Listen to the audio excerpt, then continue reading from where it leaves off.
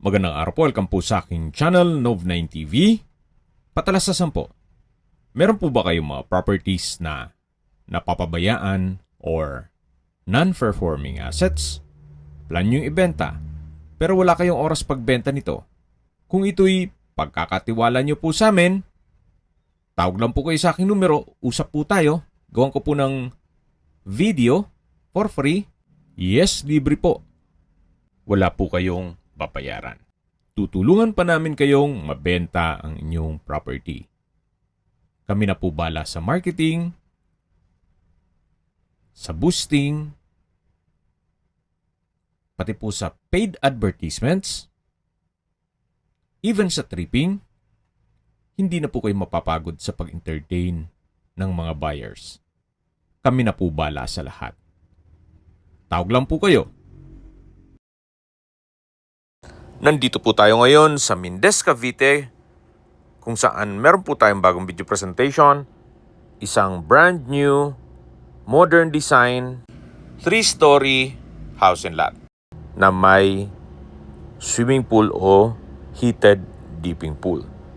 May lot area po ito na 120 square meters. Ang floor area is 175 square meters. Fully furnished.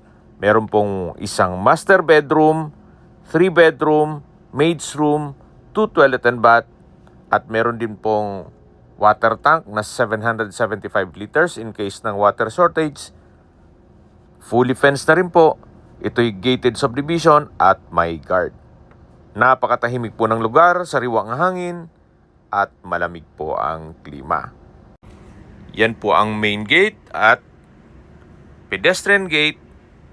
Then meron din pong 1-car garage na covered. Tungkol naman po sa dokumento nito, ito'y titulado, buhay po ang may-ari, kaya wala po kayong maging problema sa documentation o sa transfer ng title. Pasok po tayo. Ayan po yung main door. Yan po yung facade. Brand new po ito. Wala po kayong ipapagawa dito. Ito naman po yung tinutukoy ko na heated dipping pool.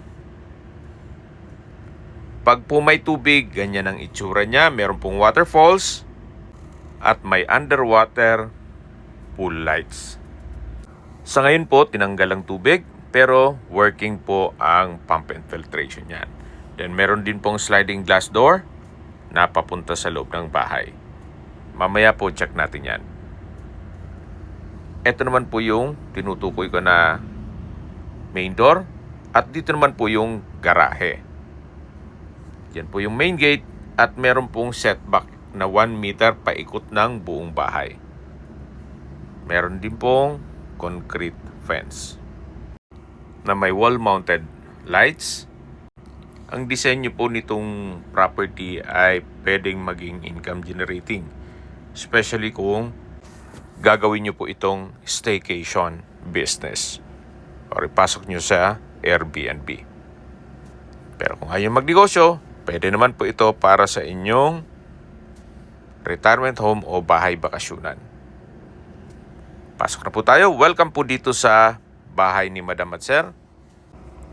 Yan po yung main door o wooden door na napaganda ng disenyo. At dito naman po yung hagdan. Check natin dito sa loob. Ito po yung living area o salas. Naka-ceiling cove design, may ceiling panels, ceiling fan, corner lamp, may sofa set at center table, sliding glass window. Dito naman po yung dining area. Ito pong dining set ay meron na pong na-order na upuan yan. Pansamantala lang po muna itong plastic na chair. Upon turnover, meron pong wooden dining chair po yan. Then may drop lights. Ito po yung formal kitchen. May kitchen countertop. Stainless sink with faucet. Built-in gas range. Then wall-mounted kitchen cabinet. Kitchen window, kitchen drawer at storage ng kitchen utensils. Dito naman po ay yung banyo na meron pong hot shower set, overhead shower, bathroom window, wall-mounted towel rack, at meron din pong water closet with bidet. Ito po yung common toilet and bath na from floor to ceiling po ang tile bathroom wall, may vanity mirror at hand wash basin. Paglabas nyo po dito sa common toilet and bath, yan po yung kitchen countertop o formal kitchen. Then dito yung dining area. At matatanaw naman natin yung hagdan. May brand new refrigerator. Ito naman po yung access door papunta sa likod ng bahay o service area. Yan po yung setback na papunta naman sa garahe. At dito naman po sa kabila ay meron pong covered area na papunta naman dun sa kabilang side ng bahay. Balik po ulit tayo dito sa loob. Yan po yung dining at living area. At dito naman po yung unang kwarto o first bedroom. Kung meron man po kayong PWD or senior citizen sa pamilya, itong kwarto na to ang para sa kanila. Para hindi na mahirapang umakyat pa sa second floor. Naka-ceiling cove design, may center lamp, may sliding glass window, may bed frame and mattress, customized glass window with blinds. At yan po yung setback na papunta sa likod ng bahay. At dito naman sa kabilang side ay papunta sa garahe. Doon po sa may main gate. Balik po ulit tayo dito sa loob ng first bedroom. May split type aircon na rin po yan. Actually, lahat pong kwarto ay magkakaroon ng aircon. Yun ang nabanggit ni owner.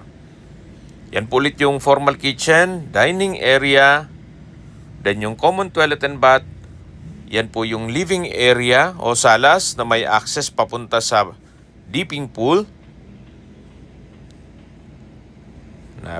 Yan po yung waterfalls. Ito po'y heated dipping pool. Yan po yung pedestrian gate at yung main gate hanggang dun sa garahe. Ito po ulit yung living area. Matatanaw natin yung dining area at kitchen.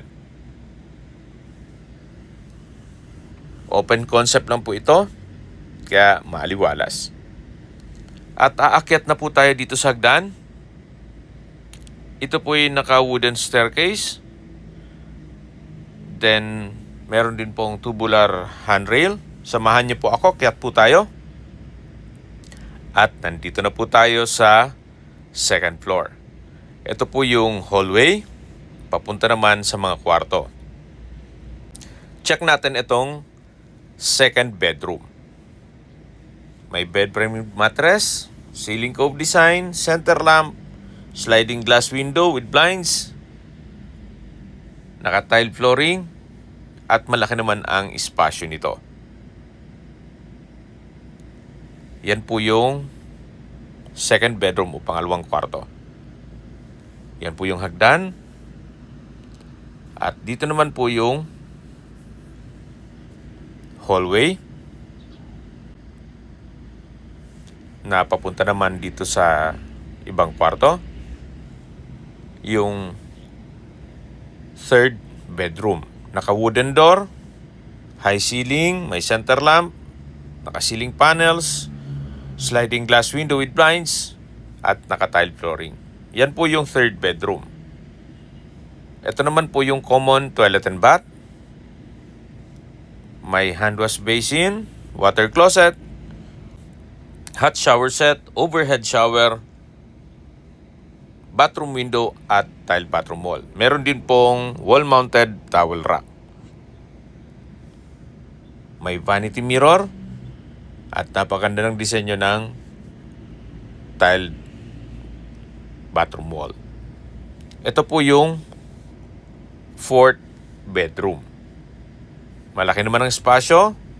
Meron pong bed frame with mattress. May ceiling panels. Center lamp. Split type aircon. Sliding glass window with blinds. At sa dulo po ay may access door papunta sa balkonahe. May curtain na rin po yan. Check po natin itong balkonahe. Mula naman po dito, matatanaw nyo ang inyong mga magiging kapitbahay na may ilang kabahayan na rin. At malapad po itong daan. Malapit lang din po ito sa guardhouse. Yun po yung natatanaw natin na maliit na structure sa may gate. Balik po ulit tayo dito sa loob. Ito po yung fourth bedroom. High ceiling, maayos ang pintura ng ceiling at walls, meron rin pong mga outlet. At labas po tayo. Yan po yung common toilet and bath. Ito yung third bedroom. Balik po ulit tayo dito sa hallway. At ito naman po yung panglimang kwarto o fifth bedroom. Naka-wooden door, may ceiling cove design, may center lamp, bed frame with mattress, sliding window with blinds, naka-tile flooring, may mga outlet na rin po. At yan po ang fifth bedroom. Dito naman po yung hagdan na papunta naman sa third level o third floor na parang attic na po ito. Malaki naman po ang espasyo nito. Pwede po itong gawing family area, entertainment room, or kung malaking pamilya, pwede naman pong another bedroom. Meron pong glass wall and window na nag-serve as natural sunlight. Meron din pong access door papunta sa balkonahe. At may sariling banyo na may water closet with bidet, tiled bathroom wall at bathroom window. Check natin dito naman sa kabilang side na kung saan dito po yung balkonahe. Malaki po naman ang espasyo dito. At dito naman po ay mas tanaw yung kapaligiran. Yan, sabi ko sa inyo kanina, napakasariwa po ng hangin. Napakatahimik ng lugar at malamig po ang klima. Meron pong wall panels. At habang pinagmamasdan nyo po ang kapaligiran, pag-usapan na natin ang distance, location at travel time. Mula po sa highway, 190 meters lang po ang distance or walking distance. Napakalapit lang po nito sa provincial highway, kaya accessible din po ito ng public transportation. At kung papunta naman sa bayan mismo ng Mindez, kung saan nandun na rin po ang public market, groceries, convenience store, remittance center, at iba pang business establishments, ang distance is 2.4 kilometers at ang travel time is 7 minutes. At malapit na rin po doon ang hospital na Mindez Specialist Medical Center. At yan po yung lagi kong binabanggit sa inyo na dapat nyo i-consider sa paghanap ng property ay yung meron pong malapit na hospital. Hindi ko naman po sinasabing sakitin kayo. Yan naman po ay for emergency purpose lang naman. At mula naman po sa Tagaytay Bypass Road, ang distance is 3.7 kilometers at ang travel time is 10 minutes. Mula naman po sa Mendez Crossing, ang distance is 5.6 kilometers at ang travel time is 14 minutes. Mula naman po sa Tagaytay Rotonda, ang distance is 11.1 kilometers at ang travel time is 24 minutes. Kung manggagaling naman po sa airport, ang distance is 73.8 kilometers at ang travel time is 1 hour and 28 minutes. Okay, recap lang tayo sa mga nag-skip ng video. Ito pong property ay nasa Mendez, isang guarded subdivision. May lot area po ito na 120 square meters at may floor area na 175 square meters. Fully furnished, fully fenced na rin po at meron pong steel gate. Meron din pong heated dipping pool. Ito po yung nasa mataas na lugar kaya flood-free area at walking distance mula highway. Accessible din po ito ng public transportation. May isang master bedroom, 3 bedroom, maid's room, then meron pong toilet and bath, may water tank in case ng water shortage, may pocket garden. At tungkol naman sa dokumento nito, ito'y titulado, buhay po ang may-ari, kaya wala po kayong maging problema sa documentation o sa transfer ng title. Kaya kung hanap nyo yung isang brand new na house and lot na fully furnished at meron pang maliit na swimming pool o dipping pool, you might consider this property. Ito po'y ready for occupancy. Once na ma-acquire nyo to, pwede na pong lipatan kaagad. Dito naman po sa dulo ay yung pump and filtration. At may setback po yan papunta naman sa harapan kung saan doon po nakapwesto ang dipping pool. Okay, sa presyo na po tayo. Binebenta po ito ni owner sa halagang 14.5 million pesos net. Ibig pong sabihin, si buyer na po ang sasagot sa lahat ng taxes at expenses with regard to documentation. Kung may mga katanungan po kayo o gusto magpaset ng tripping dito sa property na to, tawag lang po kayo sa aking numero. At sa mga kababayan naman natin nasa ibang bansa, meron po akong WhatsApp, Viber, Telegram at Signal. Same number lang po, 0917-316-3399. Sa mga nagtatanong naman po ng aming Facebook, meron po aming Facebook page na Nov9TV at Facebook Real Video. Meron din pong TikTok at Instagram. May ibang YouTube channel po kami, the Nov9TV channel, Nov9TV Listings, Nov9TV On The Spot, Nov9TV Updates, at Nov9TV House Rental. Sana po naibigyan nyo ang video presentation. Paki-like and subscribe na lang po sa aking channel para ma-update din po kayo sa aking future listings.